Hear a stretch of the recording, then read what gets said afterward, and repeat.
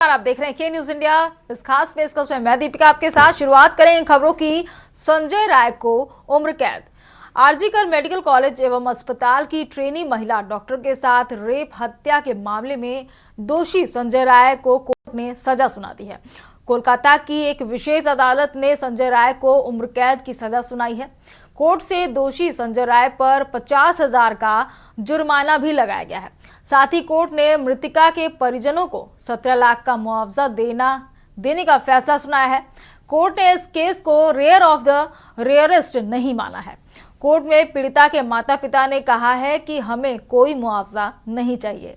वहीं कोर्ट में सजा पर बहस के दौरान संजय राय ने आरोप लगाया है कि उसे दस्तावेजों पर जबरन साइन कराए गए। जज ने संजय राय से कहा है कि तुम दोषी हो, तुम्हारे खिलाफ रेप और हत्या का आरोप साबित हो चुका है। जज ने उससे पूछा है कि संभावित सजा पर तुम्हें कुछ कहना है। इस दौरान जज ने संजय राय को बताया कि रेप की धारा में तुम्हें आजीवन कारावास मिल सकता है। हत्या के लिए मृत्युदंड या आजीवन कारावास दिया जा सकता है। सीबीआई के वकील ने एक बार फिर फांसी की सजा की मांग की। सीबीआई ने कहा कि इस कांड से पूरा देश हिल गया था। सजा से समाज में विश्वास आएगा, दोषी को फांसी की सजा मिले, इससे समाज का विश्वास बहाल करना होगा। माता पिता ने अपनी बच्ची को खो दिया। छात्रा समाज के लिए काफी अहम थी।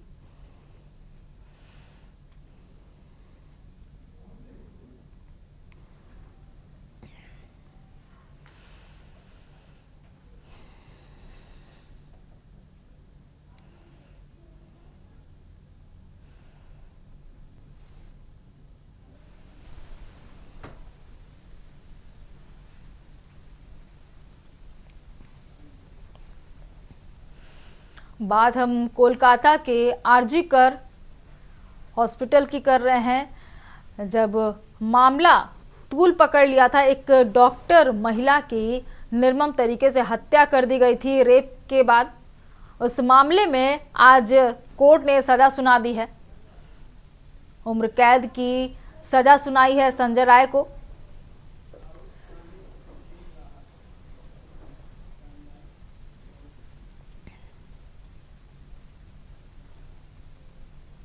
अब बात करेंगे राहुल गांधी को सुप्रीम राहत। कांग्रेस सांसद और लोकसभा में नेता प्रतिपक्ष राहुल गांधी को सुप्रीम कोर्ट से बड़ी राहत मिली है। सुप्रीम कोर्ट ने झारखंड के रांची में उनके खिलाफ चल रहे मानहानि केस पर रोक लगा दी है। साथ ही राहुल गांधी की याचिका पर सुप्रीम कोर्ट ने झारखंड सरकार और शिकायतकर्ता नवीन झा को नोटिस जारी किया है।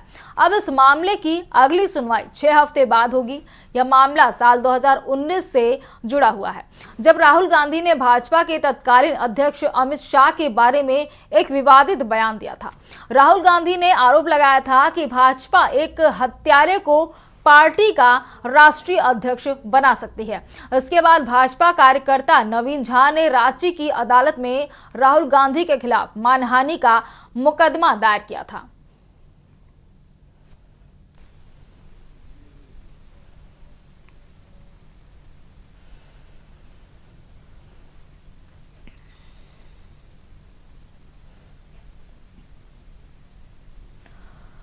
राहुल गांधी को सुप्रीम कोर्ट से राहत मिल गई है।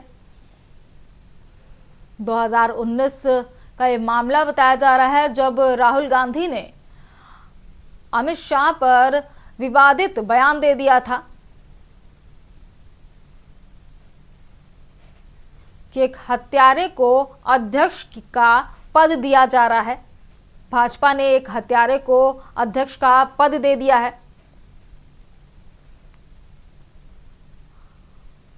और इस मामले में एससी ने निचली अदालत में चल रही सुनवाई पर रोक लगा दी।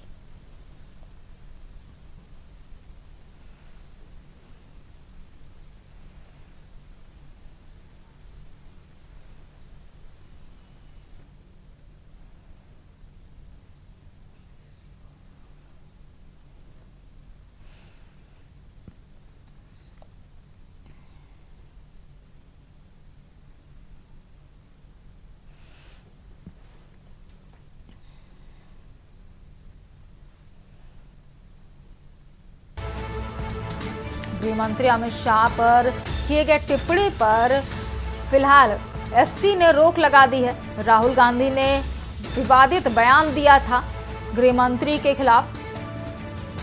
कहा था भाजपा एक हत्यारे को अध्यक्ष के लिए चुन रहा है, अध्यक्ष पद पर उन्हें बैठा रहा है।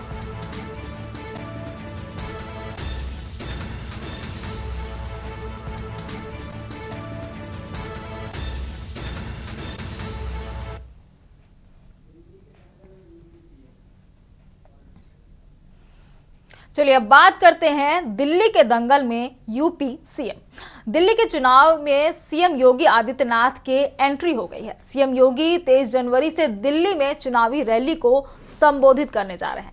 दिल्ली विधानसभा चुनाव 2025 में इनकी पहली रैली है। भाजपा ने उनकी 14 रैलियां आयोजित की हैं, जहां वे हुंकार भरते नजर आएंगे। महाकुंभ के अपने बिजी शेड्यूल के बीच सीएम योगी आदित्यनाथ की रैलियों पर खास तौर से नजर बनी हुई है। सीएम योगी शाहदरा, किराड़ी, द्वारका, बिजवासन, पालम, राजेंद्र नगर और बाकी सीटों पर चुनावी रैली करेंगे। दिल्ली में सीएम योगी की चुनावी रैली की चर्चाएं काफी तेज हो गई हैं। इनकी रैली गणित की भाषा में समझते हैं। इसके लिए हरियाणा और महाराष्ट्र की चुनावी रैली को समझना होगा। सीएम योगी आदित्यनाथ ने हरियाणा की 14 विधानसभा सीटों पर प्रचार किया था। इनमें 9 सीटों पर भाजपा ने शानदार जीत हासिल की थी, यानी कि सक्सेस रेट 64% से भी ऊपर रहा। महाराष्ट्र विधानसभा में सीएम योगी ने 30 सीटों पर हुंकार भरी थी, जिनमें 22 सीटें भाजपा के नाम रही। यहां सक्सेस रेट की बात अगर करें तो करीब 85% ये रहा, यानी कि उनकी मौजूदगी मतलब जीत की गारंटी बनती दिखाई दे रही है।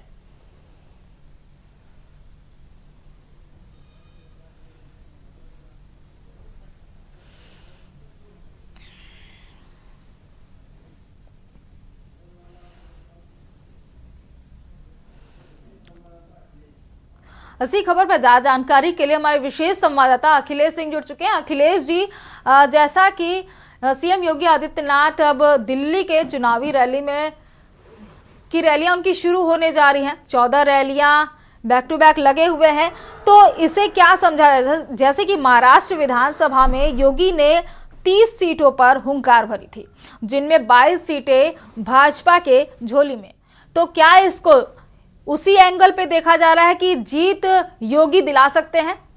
अखिलेश जी, देखिए, दिल्ली के विधानसभा चुनाव में भारतीय जनता पार्टी के कैंडिडेट और स्टार प्रचारकों की बात की जाए तो स्टार प्रचारकों की लिस्ट जब से जारी की गई है तब से भारतीय जनता पार्टी के कैंडिडेट लगातार ये कह रहे हैं कि स्टार प्रचारकों में योगी के नाम के डिमांड सबसे ज्यादा हो गई। उसमें अगर देखा जाए प्रधानमंत्री नरेंद्र मोदी और केंद्रीय गृह मंत्री अमित शाह के बाद अगर किसी दूसरे स्टार प्रचारक के नाम की बात की जाए तो सबसे ज्यादा डिमांड चल रही है उत्तर प्रदेश के मुख्यमंत्री योगी आदित्यनाथ की। और जिस प्रकार हर राज्य विधानसभा चुनाव में योगी की रैली कराने में, उनका रोड शो कराने के लिए लगातार प्रत्याशियों की तरफ से मांग की जाती थी। और दिल्ली उत्तर प्रदेश एक ऐसा गढ़ है जहां पर दिल्ली के अंदर उत्तर प्रदेश की भारी संख्या में लोग रहते हैं। दिल्ली एक उत्तर प्रदेश से सटा हुआ प्रदेश है जहाँ पर तमाम बड़ी सीमा उत्तर प्रदेश और दिल्ली के एक दूसरे को टच करती, तो कह सकते हैं दिल्ली में उत्तर प्रदेश के भारी संख्या मतदाता रहते हैं और जिन पर प्रभाव उत्तर प्रदेश के मुख्यमंत्री योगी आदित्यनाथ का रहता है। इसी को लेकर भारतीय जनता पार्टी की तरफ से अब तक योगी आदित्यनाथ की 14 रैलियों के लिए लिस्ट फाइनल की है और उनकी रैलियों की शुरुआत करने के लिए योगी आदित्यनाथ को दिल्ली बतौर मुख्यमंत्री चुनावी रैलियां करेंगे। इसके साथ ही साथ बता दें कि भारतीय जनता पार्टी की और भी कैंडिडेट हैं जो योगी आदित्यनाथ की रैली कराने की अपनी विधानसभा क्षेत्र में लगातार डिमांड कर रहे हैं। तो ये देखा जा सकता है कि जिस प्रकार चुनाव में हिंदुत्व और हिंदू बनाम मुस्लिम के नाम पर जो वोटों का ध्रुवीकरण का काम करने को होता है और उस ध्रुवीकरण के अगर चुनावी प्रचार में देखा जाए तो सबसे आगे नाम योगी आदित्यनाथ का आता है। तो शायद भारतीय जनता पार्टी की यही मंशा है, इसलिए इनकी 14 रैलियां अब तक फाइनल कर दी गई हैं। और भारतीय जनता पार्टी के जो दिल्ली की अपनी विधानसभा क्षेत्र में प्रत्याशी रैली और जो रोड शो योगी आदित्यनाथ कराना चाहते हैं उसमें भी लगातार लोग मांग रहे हैं और उनकी संख्या लगातार बढ़ रही है। जो 14 रैलियां अब तक फाइनल हुई, इनकी संख्या अभी और बढ़ने की उम्मीद है, क्योंकि तमाम ऐसे प्रत्याशी हैं जो योगी आदित्यनाथ की रैली अपने क्षेत्र में कराना चाहते हैं ताकि हिंदू बनाम मुस्लिम के ध्रुवीकरण के साथ वो अपनी जीत पक्की कर पाए। अखिलेश जी, बहुत बहुत शुक्रिया तमाम जानकारी साझा करने के लिए। हम बात कर रहे हैं दिल्ली के चुनावी रैली की, जिसमें सीएम योगी दिल्ली रवाना होंगे, 14 रैलियां करेंगे और कहीं ना कहीं भाजपा इस रैली को जीत के रूप में देख रही है, क्योंकि जहां भी सीएम योगी आदित्यनाथ जाते हैं जीत पक्की होती है बीजेपी की।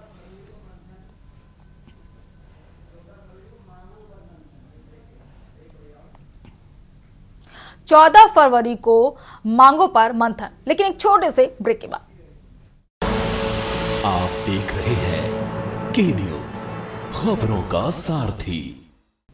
ब्रेक के बाद एक बार फिर आप सभी का स्वागत है और बात करेंगे 14 फरवरी को मांगों पर मंथन। किसानों ने 21 जनवरी को प्रस्तावित दिल्ली कूच टाल दिया है। शंभू बॉर्डर से किसान नेता सरवण सिंह पंधेर ने इसका ऐलान कर दिया है। केंद्र ने किसानों की मांगों पर विचार करने के लिए 14 फरवरी को बैठक रखी है। किसानों ने पहले ऐलान किया था कि 101 किसानों का जत्था 21 जनवरी को पैदल दिल्ली कूच करेगा।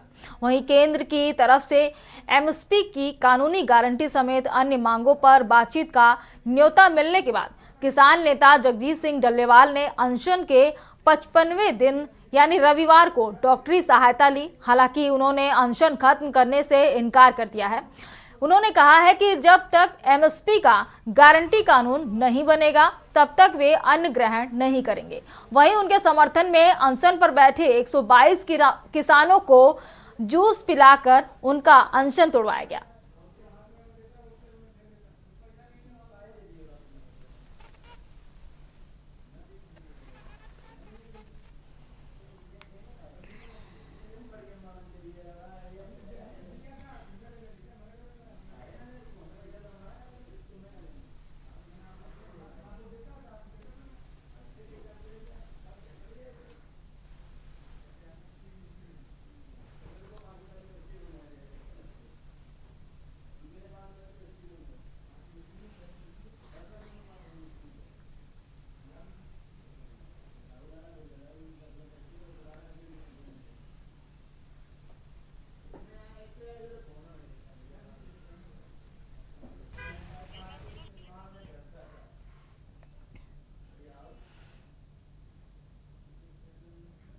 चलिए बात होगी पार्किंग निर्माण में भ्रष्टाचार। कानपुर शहर में नए डीएम जितेंद्र प्रताप सिंह ने चार्ज लेने के बाद लगातार एक्शन दिखाना शुरू कर दिया है। जहां डीएम ने सीसामऊ नाला का निरीक्षण किया था, वहीं सोमवार सुबह यानी कि आज सुबह की बात करें तो कानपुर के सरसैया घाट स्थित स्मार्ट सिटी के 48 करोड़ रुपए की लागत वाले मल्टी लेवल पार्किंग प्रोजेक्ट का निरीक्षण करने पहुंचे। यहां निर्माण कार्यों में खामियां देखकर वह दंग रह गए।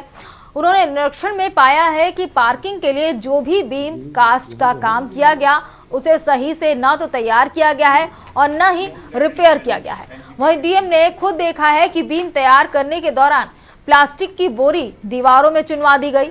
डीएम ने इसकी जांच के लिए 3 सदस्यीय कमेटी गठित कर दी है। लापरवाही पर कार्रवाई की जाएगी। इस तरीके का काम देखते हुए डीएम जितेंद्र प्रताप सिंह का पारा 7वें आसमान पर चढ़ गया और उन्होंने मौके पर मौजूद कार्यदायी संस्था के अफसरों को जमकर फटकारा। साथ ही SDM city doctor Rajesh Kumar, अपर नगर आयुक्त व लोक निर्माण विभाग के अफसरों की एक संयुक्त टीम भी जांच के लिए गठित कर दी। डीएम का कहना था कि वह मल्टी लेवल पार्किंग के काम से अधिक नाराज है। उसकी जांच कर सही रिपोर्ट उन्होंने जल्द से जल्द मांगी है। ADM city doctor Rajesh Kumar का कहना है इस बारे में कि सरसैया घाट पर 48 करोड़ की लागत से 7 मंजिला बिल्डिंग बन रही है। इस मल्टी लेवल पार्किंग में 300 कारें और 200 बाइकें पार्क होंगी। यह कानपुर की सबसे बड़ी पार्किंग होगी। इससे शहर की जाम की समस्या से काफी हद तक निजात मिल जाएगा। जैसा आप जानते हैं कि कानपुर की जो एक बड़ी प्रॉब्लम है वो पार्किंग और जाम है। उसी क्रम में शासन ने स्मार्ट सिटी परियोजना के अंतर्गत 48 करोड़ रुपए की एक परियोजना यहाँ तहसील कंपाउंड में स्वीकृत की है। जो कि करीब 300 से अधिक कारों को और करीब 200 के आसपास मोटरसाइकिलों को यहाँ पर रख पाएगी। इसका निर्माण फरवरी 24 में स्टार्ट होना दिखाया गया है। मौके पर अभी प्रगति संतोषजनक नहीं है। दूसरी बात, इसमें जो डेडलाइन है वो अगस्त 25 की है, परंतु अभी उससे पीछे चल रहे हैं ये लोग। इनका ये कहना है, जो कॉन्ट्रैक्टर हैं, कि अगला 1 महीना एक्स्ट्रा लेकर कर देंगे।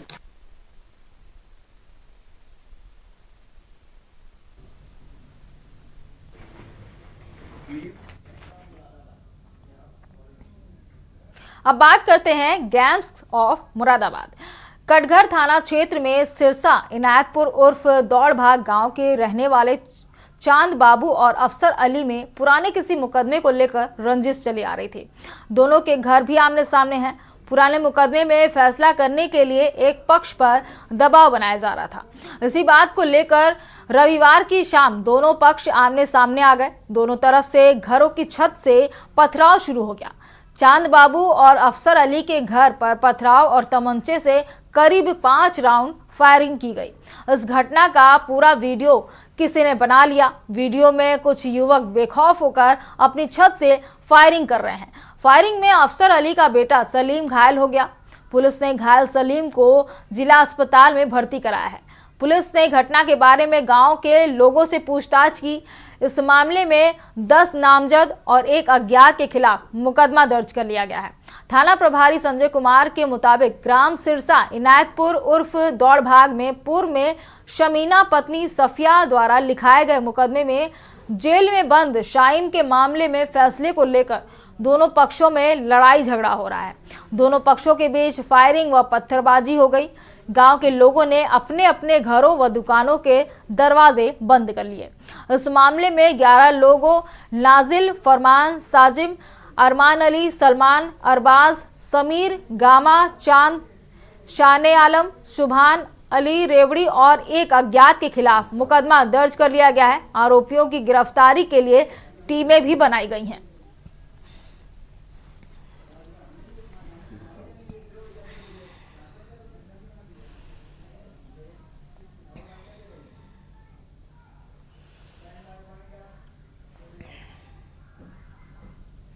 इस खास पेशकश में फिलहाल मेरे साथ इतना ही। आप देखते रहिए न्यूज़ इंडिया। नमस्कार। आप देख रहे हैं के न्यूज़, खबरों का सारथी।